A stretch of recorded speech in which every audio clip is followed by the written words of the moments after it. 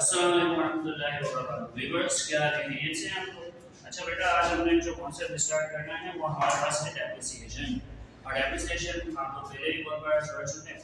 तो डेप्रिसिएशन होता क्या है? बेसिकली एक बात हमेशा याद रखो, ये सिस्टम ऑफ रिकॉर्डिंग है to utilise the capacity of an asset. कैसे? जैसे समझो आपने ऐसे किया, आप सिंपल साफ सी बात है, आपने ऐसे किया मिसाल के तौर पे अच्छी खासी कॉस्ट का। अब बेसिकली जब आप इसको अपने उसमें दिखाओगे ना, क्या बोलते हैं, प्रॉफिट एंड लॉस में, तो ये बेसिकली रिजल्ट नहीं किया जाएगा, क्योंकि एसेट्स आपकी एसेट की डेफिनेशन क्या है? फ्यूचर इकोनॉमिक बेनिफिट और कंट्रोल दोनों इसमें अप्लाई होती है। अब फ्यूचर इकोनॉमिक बेनिफिट आपको उससे मिल रहा है, और फिर इसका मतलब है कि किसी एक पीरियड का बेनिफिट नहीं है, वो एक से ज्यादा पीरियड का बेनिफिट है। समझ में आ गया? तो किसी एक पीरियड का बेनिफिट नहीं है, एक से ज्यादा पीरियड का बेनिफिट है। तो याद रखिएगा, अब उसका बेनिफिट वक्त जितना बेनिफिट देता जाएगा, जितनी मशीन यूज होती जाएगी, तो बेसिकली क्या होगा, इसके बेनिफिट एक याद रखिएगा, उसके बेनिफिट को रिकॉर्ड करने के लिए, उसके एक्सपेंस को रिकॉर्ड करने के लिए डेप्रिसिएशन एक्सपेंस का कांसेप्ट वापस से सुन लें, वापस बता रहा हूं। जैसे होता है कि हम लोग बड़ा एक एसेट ले लेते हैं, अगर सीधी हम उसकी पूरी कॉस्ट प्रॉफिट एंड लॉस में ला देंगे तो ये डी-रिकॉग्नाइजेशन हो जाएगी, मैचिंग प्रिंसिपल के खिलाफ हो जाएगा। मैचिंग प्रिंसिपल क्या बोलता है? जो जिसका इनकम और जो जिसकी एक्सपेंस है उसको उसी टाइम पीरियड में रिकॉर्ड करें। लेकिन अब मसला ये है कि सर हमें क्या पता है हमारी मशीन तो खराब होगी, तो हम एक एस्टिमेशन लगाते हैं। अकाउंटिंग हमें एस्टिमेट लगाने की इजाजत देता है, तो हम एक एस्टिमेशन लगाते हैं। उन एस्टिमेशन के अंदर ही एक कॉन्सेप्ट डेप्रिसिएशन का दिया। अब याद रखिएगा, अगर टेंजिबल एसेट है आप डेप्रिसिएशन लगाएंगे, इंटेंजिबल एसेट है तो सर आप अमोर्टाइजेशन करवाते हैं, ठीक है ना।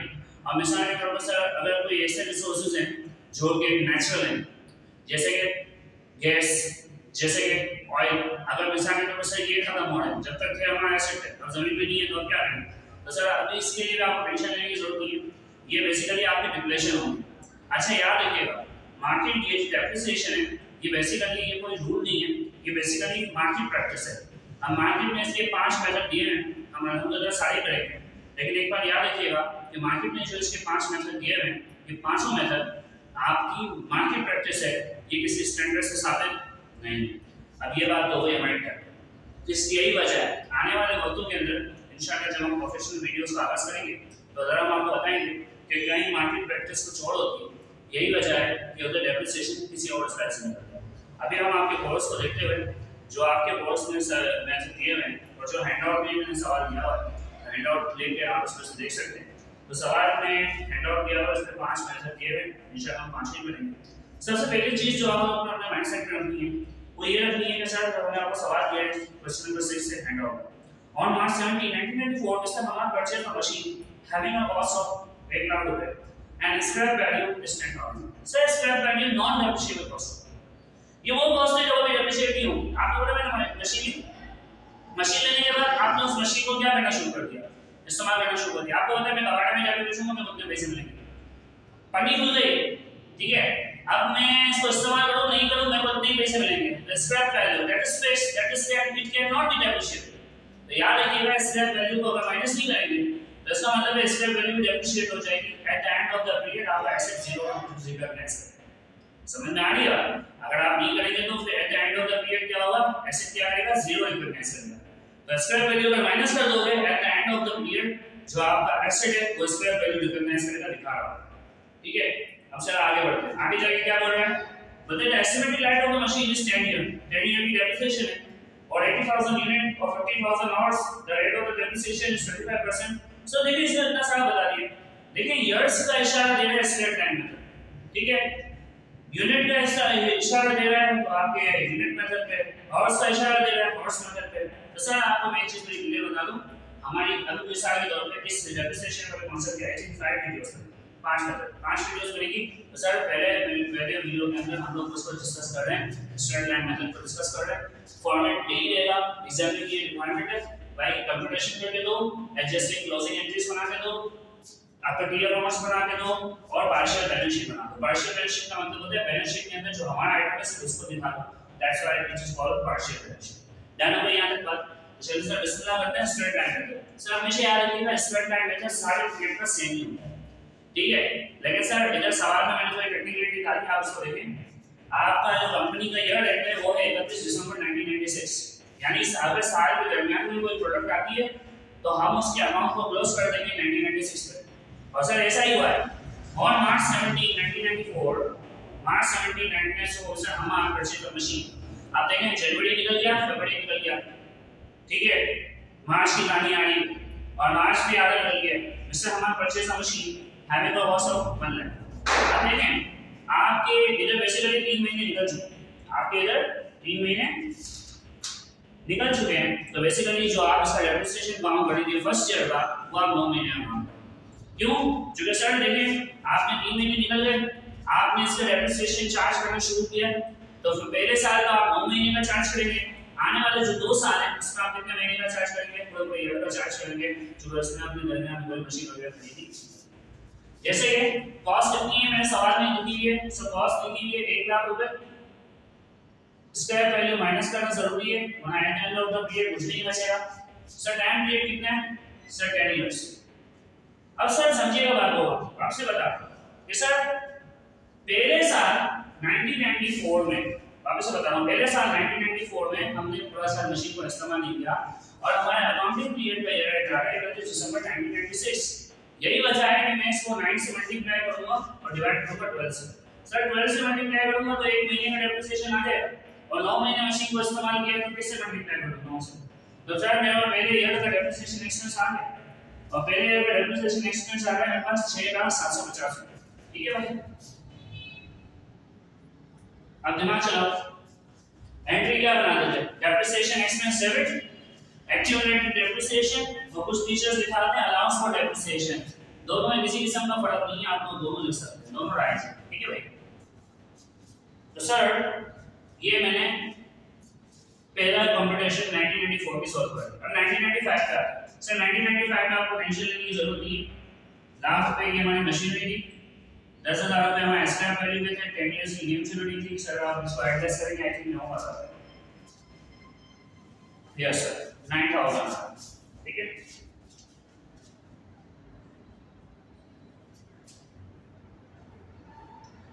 नेक्स्ट ईयर सेम स्ट्रेटजी, ये भी कितना आ गया? अब सर आ जाते हैं इसकी requirement number 2, adjusting entry. Adjusting entry आप लोग बना चुके हैं, ये क्लोजिंग एंट्री है। क्लोजिंग एंट्री बेसिकली क्या होती है? क्लोजिंग प्रोसेस होता है। क्या होता है कि हम लोग सारे हमारे एक्सपेंस और इनकम को क्या कर रहे होते हैं? क्लोज कर रहे होते हैं, बिकॉज़ आपके इनकम एक्सपेंस के अकाउंट फॉर द पीरियड होते हैं। फॉर द पीरियड का मतलब है ये आपके नॉमिनल अकाउंट्स होते हैं और जो आपके रियल्स अकाउंट होते हैं वो अगले साल ट्रांसफर हो जाते हैं बैलेंस कैरी फॉरवर्ड के साथ। सर अगर इसमें मैं बात करूं तो डेप्रिसिएशन एक्सपेंस देखें हर साल का क्लोज होगा, चलो आपको पढ़ के लिखेंगे। अब देखें हुआ क्या है? सर पहले साल एक्सपेंस आया 6,750 का, 6,750 का और क्या हो गया? सर क्लोज हो गया अपनी और अपनी अमाउंट से, ठीक है। Next year sir depreciation expense debit, accumulated depreciation credit for what amount? 9,000। और इसी से क्या हो गया? Philosophy.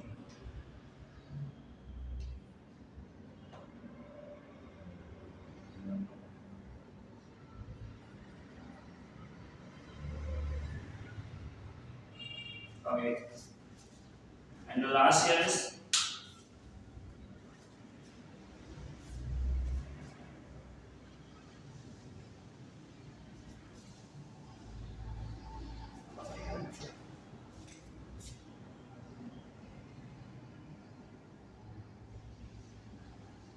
depreciation expense debit, accumulated depreciation credit. Last year भी 9,000 ही था और इसी से क्लोज करेंगे।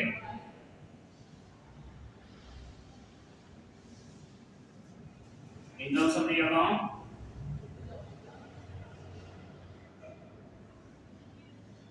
और डेप्रिसिएशन एक्सपेंस क्रेडिट हो गया। अब आप खुद देख सकते हैं, इधर आपने डेप्रिसिएशन एक्सपेंस को डेबिट किया, इधर क्रेडिट कर दिया, डेप्रिसिएशन एक्सपेंस तो बना। इस साल का था, इस साल ही बना। लेकिन सर एक्यूमुलेटेड डेप्रिसिएशन वाला अमाउंट है वो खत्म नहीं हो रहा, वो चल रहा है। तो इससे पता चल रहा है कि डेप्रिसिएशन एक्सपेंस कौन सा अमाउंट है आपका? सर आपका नॉमिनल अमाउंट है जो कि फॉर द पीरियड खत्म हो जाएगा और जो आपका एक्यूमुलेटेड डेप्रिसिएशन है ये आपका कौन सा अमाउंट है? सर ये आपका रियल अमाउंट है। जब तक आपकी टोटल आपके पास रहेगी तब तक ये चलता है। अब मैं आता हूँ पहले साल का मैं डेप्रिसिएशन एक्सपेंस था 6700, इसको मैंने एडजस्ट किया किससे, डेप्रिसिएशन एक्सपेंस क्रेडिट हुआ, बचा क्या बनी sir income summary 6750 sir adjust हो गया, कोई कैरी फॉरवर्ड बैलेंस नहीं बचा। ठीक है भाई। अब आते हैं दूसरे साल, इस साल मेरा डेप्रिसिएशन एक्सपेंस कितना था 9000, इधर भी कितना था 9000 क्रेडिट हुआ, देखो क्लोजिंग एंट्री, तो सर ये भी मेरा क्लोज हो गया, कुछ भी नहीं, डन।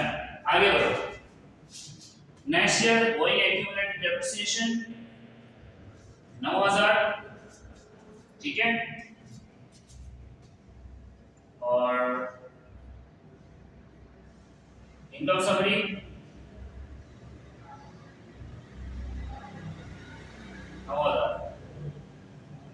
तो सर ये अमाउंट मेरा क्या हो गया क्लोज हो गया। आप लोग क्वेश्चन की थोड़ा लिखें, आप लोग का पेपर होगा, मेरा पेपर होगा, ठीक है, तो शॉर्टकट में इस्तेमाल कर सकते।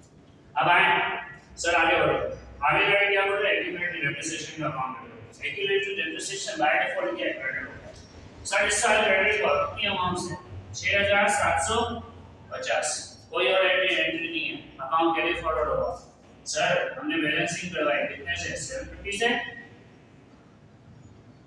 ये सब बैलेंस है, अगले साल वापस से ये बैलेंस था,